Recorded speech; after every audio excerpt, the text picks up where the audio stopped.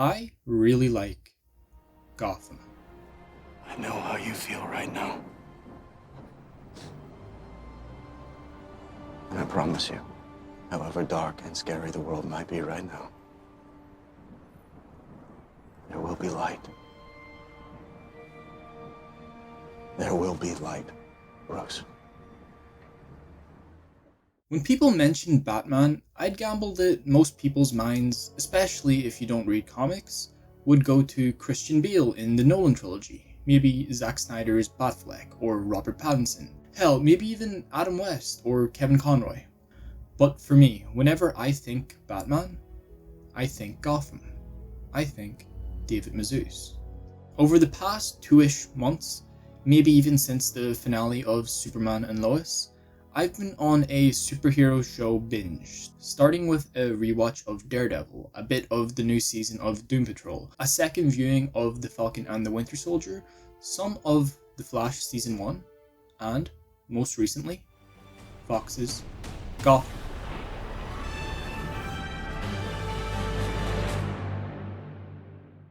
Season 1, Episode 1 of Gotham aired on September 22nd, 2014. Now, if you don't remember, this was pretty much at the beginning of the superhero genre taking over television. A few weeks after Gotham's premiere, Season 1 of The Flash would begin, and a few months prior, Arrow had just finished its second season and was about to roll into its third, with shows like Supergirl not too far off. So yeah, this show was one of the originals.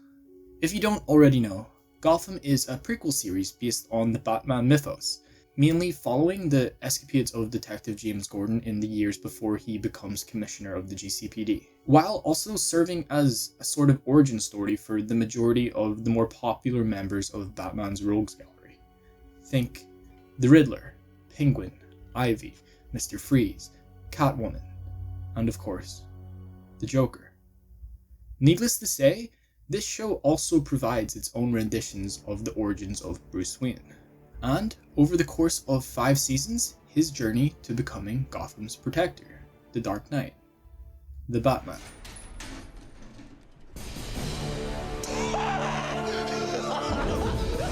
I just want to say, out of all of the superhero TV shows we have today, even including the better ones, Gotham genuinely might just be my favorite. Now, I'm not saying this show has writing on par with something like Daredevil.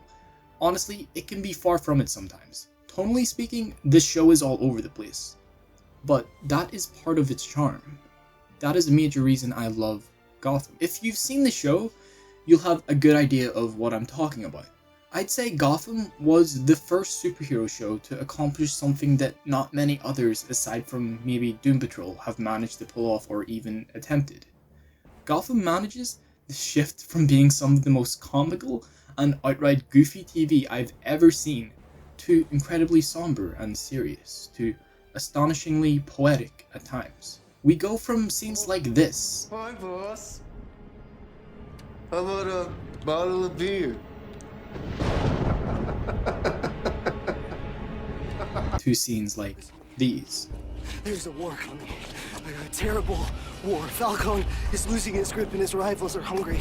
There will be chaos. Rivers of blood in the streets. I know it. I can see it coming. I truly don't think I've ever experienced a show quite like this before. So obviously in a series about Gotham, one of the things that can either make or break the show is Bruce Wayne.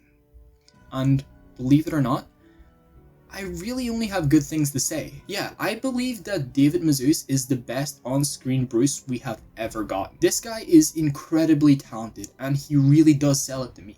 Even in the first season, when he's just a 13-year-old kid.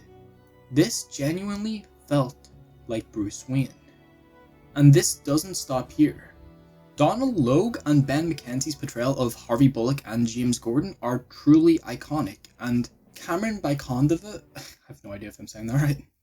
Cameron Bicondova, who plays a young Selena Kyle, is just as good as David's Bruce. The evolution of their relationship is one of the highlights of the show, and it's one of the reasons I always find myself coming back for more. And this is just to mention a few of Gotham's characters. There is a myriad of iconic comic book roles in this show whose actors will now always stick with me. I don't think I could ever forget some of these portrayals. They're just that memorable. And don't even get me started on how well they crafted Gotham as a city itself. In this show, Gotham is an anomaly. They made the choice of making the city and its people timeless. We have architecture that screams 1940s, but at the same time we have cars that look like they were ripped straight out of the 1970s. We have mobile phones that could have been around as early as the late 90s, and we're told Gordon fought in a war, but they never mention which one. Small details like this make the setting distinct. We've never seen the outside world, so Gotham is our only reference. The show leaves it up to the viewer to decide where this show should place in time. And it's no mistake, this was done on purpose. This is their own words that I'm saying. This is brilliant, and this is the perfect place to tell a story revolving around the Batman mythos. So yeah, this is just some of the many reasons why, in my own opinion, in regard to superhero media, especially on TV, Gotham should go down as one of the greatest.